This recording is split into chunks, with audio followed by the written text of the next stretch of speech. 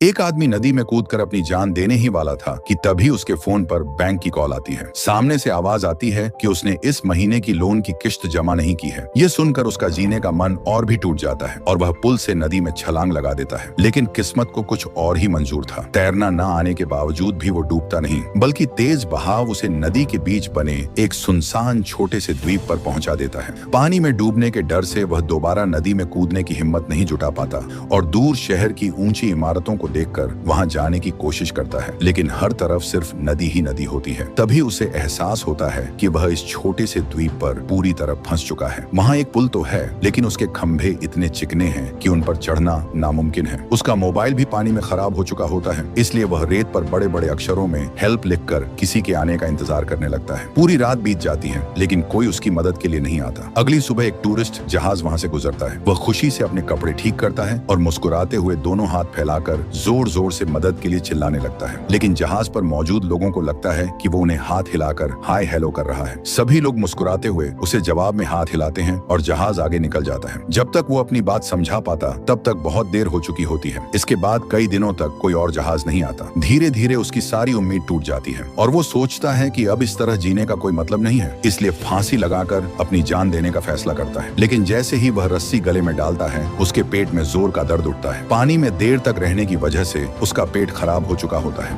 वो झाड़ियों में बैठा होता है, तभी उसकी नजर जमीन पर उगे छोटे छोटे फूलों पर पड़ती है। वह एक फूल तोड़कर छकता है और हैरान रह जाता है, क्योंकि उसका स्वाद बहुत मीठा होता है। उसी स्वाद के साथ उसे अपना बचपन याद आ जाता है। उसकी आंखों से आंसू निकल आते हैं। उसे एहसास होता है कि बीता हुआ समय कभी वापस नहीं आता। काफी देर रोने के बाद उसका दिमाग शांत हो जाता है और वो सोचता है कि अगर एक दिन इस द्वीप पर मरना ही है तो फिर आज ही मरने की इतनी जल्दी क्यों। इसके बाद वह नदी का गंदा पानी भी पी लेता है, जंगल में उगे मशरूम भी खा लेता है और अपने ऊपर चढ़े कर्ज की भी चिंता छोड़ देता है। उसे लगता है कि जब मौत तय है तो अब किसी बात का डर नहीं बचा। अगले दिन उसकी सोच पूरी तरह बदल चुकी होती है। वह रेत पर लिखा हेल्प मिटा देता है और उसकी जगह हेलो लिख देता है। अब अगले दिन से उसकी जिंदगी पूरी तरह बदलने लगती है। अब वह हर दिन मरने का इंतजार करने के बजाय जीने की कोशिश करने लगता है। आइलैंड पर सामान ढूंढते समय उसे किनारे पर फंसी हुई एक बतख वाली नाव मिलती है। अपना घर कभी न खरीद पाने वाला ये आदमी मजाक में उसी नाव को अपना घर बना लेता है। अब उसके पास बारिश और धूप से बचने की एक छोटी सी जगह भी होती है। कुछ दिनों बाद रोज रोज मशरूम खाकर वह परेशान हो जाता है। उसे मांस खाने का मन करता है। वह इधर उधर से रस्सियां और प्लास्टिक की पट्टियां इकट्ठी करके मछली पकड़ने का जाल बनाता है, लेकिन घंटों मेहनत करने के बाद भी एक भी मछली हाथ नहीं लगती। फिर वह भाले से मछली पकड़ने की कोशिश करता है, लेकिन भाला मछली में लगने के बजाय जमीन में धंस जाता है और वह खुद गिरते गिरते बचता है। इसके बाद उसकी नजर जंगली बत्तखों पर जाती है। वह धीरे धीरे उनके पास पहुंचने की कोशिश करता है, लेकिन बत्तखें उसे ऐसी घूरती हैं कि उसकी हिम्मत ही जवाब दे देती है। फिर वह जंगली मुर्गी पकड़ने के लिए जाल बिछाता है, लेकिन मुर्गियां उससे कहीं ज्यादा चालाक निकलती हैं। आखिर में वह पेड़ पर बैठे पक्षी को पकड़ने की कोशिश करता है। पूरी ताकत से पेड़ पर चढ़ने की कोशिश करता है, लेकिन उसकी पैंट तक घिस जाती है और वह ऊपर जाने के बजाय फिसलकर और नीचे आ जाता है। तब वह खुद पर हंसते हुए सोचता है कि शायद उसकी किस्मत में अभी सिर्फ मशरूम खाना ही लिखा है। तभी एक दिन उसे समुद्र किनारे कपड़े धोने वाले लिक्विड की एक बोतल मिलती है। वह खुश हो जाता है कि चलो इतने दिनों बाद सिर तो अच्छी तरह धो पाएगा। लेकिन जैसे ही वह झाग बनाकर बाल धो रहा होता है, तभी उसकी नजर नदी में तैरती हुई कुछ मछलियों पर पड़ती है, जो उस एक्सपायर्ड डिटर्जेंट के कारण मर गई थी। उसे इससे ज्यादा फर्क नहीं पड़ता, क्योंकि कई दिनों बाद उसके हाथ असली खाना लग गया था। वह लकड़ियां जलाकर मछलियां भूनता है। उनमें डिटर्जेंट की हल्की सी गंध जरूर होती है, लेकिन उसके लिए वह अब तक का सबसे स्वादिष्ट खाना था। अगले दिन किस्मत फिर उसका साथ देती है। वह देखता है कि मछली की हड्डियां खाने आई एक जंगली मुर्गी भी मर चुकी है। वह उसे भी पकाकर बड़े मजे से खाता है। इतने दिनों बाद पेट भरकर खाना मिलने से उसके चेहरे पर पहली बार सच्ची मुस्कान दिखाई देती है। धीरे धीरे आइलैंड की जिंदगी उसकी आदत बन जाती है। शुरुआत में जो जगह उसे जेल जैसी लगती थी, अब वही उसे सुकून देने लगती है। शहर का शोर, भाग दौड़ और तनाव अब उसे याद भी नहीं आता। वह पेड़ों के बीच घूमता है, पक्षियों की आवाज सुनता है, हवा का आनंद लेता है और अकेले ही छोटी छोटी चीजों में खुशी ढूंढने लगता है। कभी चीड़ के फलों से गोल्फ खेलता है और जब अच्छा शॉट लग जाता है तो खुद ही अपने लिए तालियां भी बजा देता है। एक दिन फिर से एक बड़ा पर्यटक जहाज वहां से गुजरता है, लेकिन इस बार वह उसे देखकर मदद के लिए नहीं भागता, बल्कि वो बिना कुछ कहे चुपचाप जंगल के पीछे छिप जाता है। उसी पल उसे एहसास होता है कि शहर की भीड़, तनाव और जिम्मेदारियों से कहीं ज्यादा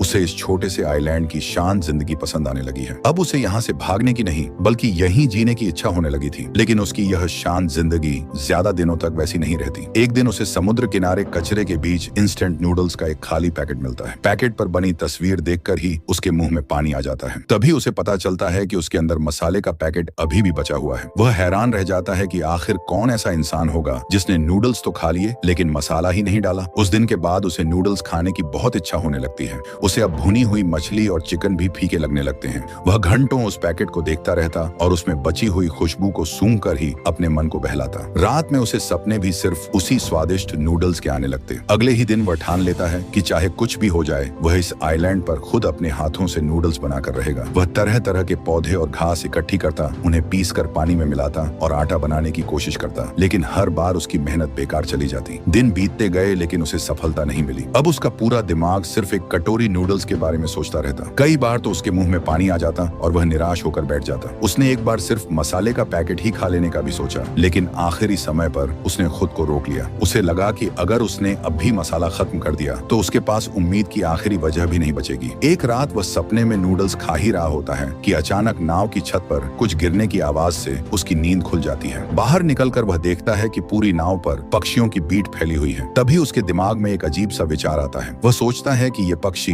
रोज कहीं न कहीं से अनाज खाकर आते हैं। अगर उनकी बीट में अनाज के दाने बचे हों तो शायद उनसे फसल उगाई जा सकती है। ये सोचकर वह अपने पुराने क्रेडिट कार्ड से सारी बीट इकट्ठा करता है और आइलैंड के बीचों बीच जमीन साफ करके एक छोटा सा खेत तैयार करता है। उसके पास खेती का कोई सामान नहीं होता, इसलिए वो नाव की सीट को ही फावड़े की तरह इस्तेमाल करता है। घंटों मेहनत करके मिट्टी तैयार करता है और जो भी दाने उसे मिलते हैं उन्हें सावधानी से बो देता है। इसके बाद अपने पुराने सूट से एक पुतला बनाकर खेत के बीच खड़ा कर देता है। लेकिन इस दौरान उसे बिल्कुल भी अंदाजा नहीं होता कि शहर की एक ऊंची इमारत से एक लड़की पिछले कई दिनों से उसकी हर हरकत देख रही है। वह लड़की गंभीर सामाजिक डर और अकेलेपन में जी रही होती है। उसका कमरा कचरे से भरा रहता है और खिड़कियों पर हमेशा पर्दे लगे रहते हैं। उसकी माँ रोज दरवाजे के बाहर खड़ी होकर उससे पूछती कि उसे खाने में क्या चाहिए, लेकिन लड़की कभी सामने नहीं आती। वह सिर्फ मोबाइल पर मैसेज करके जवाब देती। उसकी माँ खाना दरवाजे के बाहर रख देती और उसके जाने के बाद ही लड़की दरवाजा थोड़ा सा खोलकर खाना अंदर ले जाती। अपनी असली पहचान से दूर रहने के लिए वह इंटरनेट पर किसी और की तस्वीरों और कहानियों से एक नकली पहचान बनाकर ब्लॉग चलाती थी। उस वर्चुअल दुनिया में वह जैसी चाहती वैसी बन सकती थी। वहाँ कोई उसके चेहरे के निशानों को नहीं देखता था, लेकिन असल जिंदगी में वह किसी से नजर मिलाने की भी हिम्मत नहीं कर पाती थी। उसका सबसे बड़ा शौक था अपने कैमरे से चांद की तस्वीरें लेना, क्योंकि उसकी नजर में चांद ही एक ऐसी जगह थी जहाँ इंसानों का शोर और भीड़ नहीं थी। हर रात चांद की तस्वीरें खींचने के बाद वह लड़की अंदर जाकर सो जाती थी। पूरे साल में सिर्फ 2 बार ही वह अपने कमरे के पर्दे खोलती थी। पहली बार तब जब शहर में होने वाली वार्षिक एयर रेड ड्रिल के दौरान सभी लोग बंकरों में चले जाते और पूरा शहर खाली हो जाता। उस समय वह खिड़की से उस सुनसान शहर को देखकर खुद को ऐसे महसूस करती जैसे वह किसी दूसरे ग्रह पर हो। लेकिन इस बार जब उसने कैमरे का झूम नदी की तरफ किया तो उसने रेत पर लिखे हेल्प को देख लिया। थोड़ा और झूम करने पर उसने देखा कि आइलैंड के बीच एक आदमी फांसी लगाने की कोशिश कर रहा है। ये देखकर वह इतनी घबरा गई कि पीछे गिर पड़ी और तुरंत पर्दे बंद कर दिए। उस रात वह बिल्कुल नहीं सो पाई। जिज्ञासा उसे बार बार खिड़की तक खींच लाती। आखिरकार उसने दोबारा कैमरा उठाया और उस आदमी को देखने लगी। ये देखकर उसे राहत मिली कि वह अभी भी जिंदा था। लेकिन अगले ही पल उसने देखा कि वह आदमी अचानक अपनी पैंट उतारकर शहर की तरफ अजीब हरकतें करने लगा। लड़की यह देखकर चौंक तो गई, लेकिन उसकी नजरें अब उस आदमी से हट ही नहीं रही थी। धीरे धीरे इंटरनेट की नकली दुनिया उसे फीकी लगने लगी। अब उसका ज्यादातर समय उस अनजान आदमी को देखने में बीतने लगा। वह रोज कैमरे से उसकी तस्वीरें खींचती और उन्हें अपने कमरे की दीवार पर चिपकाती जाती। जब वह आदमी अपनी बतख वाली नाव को खींचते खींचते थक जाता तो लड़की भी अपना हाथ आगे बढ़ाकर ऐसे धक्का देने की कोशिश करती जैसे सच में उसकी मदद कर रही हो।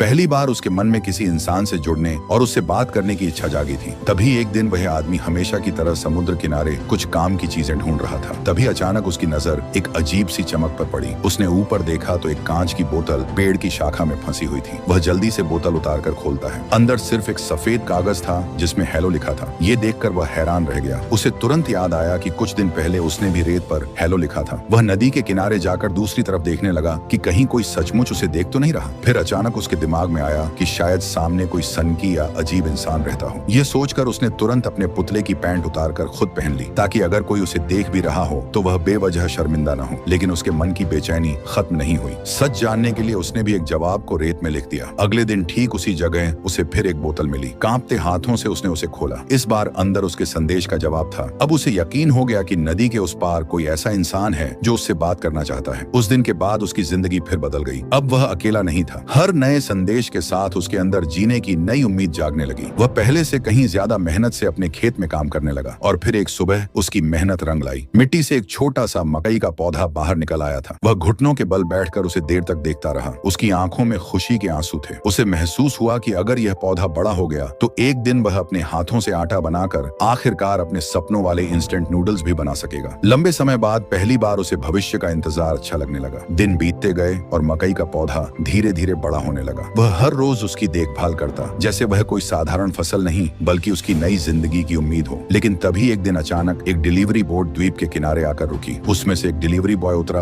और उसके सामने गर्मा गर्म नूडल्स के 3 पैकेट रख दिए। आदमी कुछ पल तक उन पैकेटों को चुपचाप देखता रहा। जिस खाने के लिए वह महीनों से संघर्ष कर रहा था वही आज बिना किसी मेहनत के उसके सामने रखा था। लेकिन अगले ही पल उसने ऐसा फैसला लिया जिसकी किसी ने उम्मीद नहीं की थी। वह तुरंत डिलीवरी बॉय के पीछे भागा और उसे रोक लिया। फिर उसने तीनों पैकेट वापस उसके हाथ में दे दिए। डिलीवरी बॉय भी हैरान रह गया कि आखिर कोई इंसान इतनी मुश्किल से मिला खाना वापस क्यों कर रहा है। आदमी मुस्कुराते हुए कहता है कि अब यह नूडल्स सिर्फ एक खाना नहीं रह गया है, यह उसकी उम्मीद, उसकी मेहनत और उसके जीने की वजह बन चुका है। अगर उसे यह सब इतनी आसानी से मिल गया तो उसके इतने दिनों के संघर्ष का कोई मतलब नहीं बचेगा। इसलिए वह चाहता है कि एक दिन वह अपने हाथों से उगाई हुई फसल से खुद यह नूडल्स बनाए। इसके बाद वह डिलीवरी बॉय से एक और छोटी सी मदद मांगता है। वह कहता है कि जिसने भी उसके लिए यह खाना भेजा है उसे उसकी तरफ से धन्यवाद जरूर कहना। तभी कुछ समय बाद नदी के रास्ते उसे फिर एक कांच की बोतल मिलती है जिसके अंदर सॉरी लिखा था। वह समझ जाता है कि नदी के उस पार रहने वाली लड़की शायद बिना पूछे उसकी जिंदगी में दखल देने के लिए माफी मांग रही है। आदमी भी बिना कुछ लिखे अपनी मेहनत और अपने धैर्य से उसे जवाब देने का फैसला करता है। मौसम बदलता है, गर्मी बीतती है,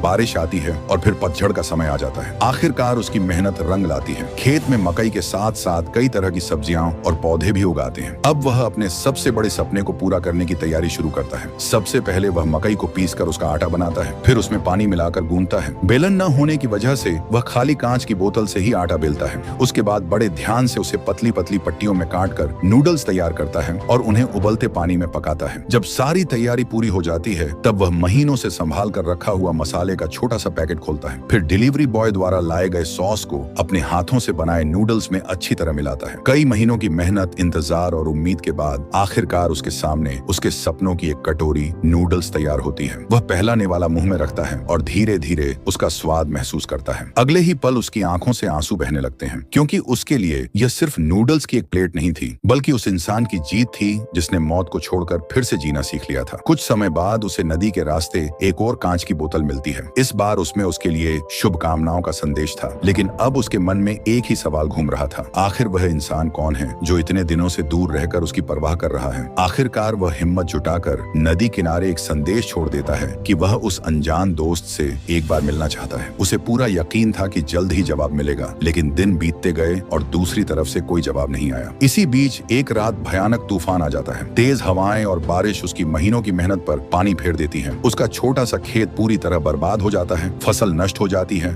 और उसकी बतख वाली नाव भी तेज बहाव में बह जाती है, जिससे वह टूट जाता है। अगली सुबह जैसे ही मौसम साफ होता है, शहर के अधिकारी और पुलिस वहां पहुंच जाते हैं। दरअसल वो आइलैंड एक संरक्षित क्षेत्र था जहां किसी बाहरी व्यक्ति का रहना मना था, जिससे वे उसे जबरदस्ती वहां से हटाने लगते हैं। आदमी बार बार उनसे विनती करता है कि उसे यहीं रहने दिया जाए, क्योंकि वह अभी किसी का इंतजार कर रहा है, लेकिन उसकी एक नहीं सुनी जाती और उसे जबरदस्ती वहां से ले जाया जाता है। दूसरी तरफ ऊंची इमारत में रहने वाली लड़की कैमरे से यह सब देख रही होती है। वह समझ जाती है कि अगर आज उसने कुछ नहीं किया तो शायद वह आदमी हमेशा के लिए उसकी जिंदगी से चला जाएगा। कई सालों से अपने कमरे में कैद रहने वाली लड़की पहली बार बिना डरे दरवाजा खोलती है। वह धूप में बाहर निकलती है और पूरी ताकत से उसकी तरफ दौड़ पड़ती है। उसके चेहरे पर पुराने जख्मों के निशान अब भी थे, लेकिन अब उसको इससे कोई फर्क नहीं पड़ रहा था। उधर पुलिस आदमी को शहर में छोड़ देती है। सब कुछ खो देने के बाद वह फिर से पूरी तरह निराश हो जाता है। उसके कदम अनजाने में उसी ऊंची इमारत की तरफ बढ़ने लगते हैं जहां से कभी उसने अपनी जान देने का फैसला किया था। तभी पीछे से लड़की दौड़ती हुई आती है, लेकिन जब तक वह पहुंचती आदमी बस में बैठ चुका होता है। लड़की पूरी ताकत से बस के पीछे दौड़ती है, लेकिन पहुंच नहीं पाती। लेकिन उसी समय शहर में एयर रेड सायरन बज उठता है। सुरक्षा नियमों की वजह से बस को पुल के नीचे रोक दिया जाता है। ये देखकर लड़की जल्दी से दौड़कर बस में चढ़ जाती है और सीधे उस आदमी के सामने पहुंच जाती है। दोनों कुछ पल तक बिना कुछ बोले एक दूसरे को देखते रहते हैं। जिन दो लोगों ने अकेलेपन, दर्द और जीने की उम्मीद खो दी थी, वे आखिरकार आमने सामने खड़े थे और इसी मोमेंट के साथ मूवी खत्म हो जाती है।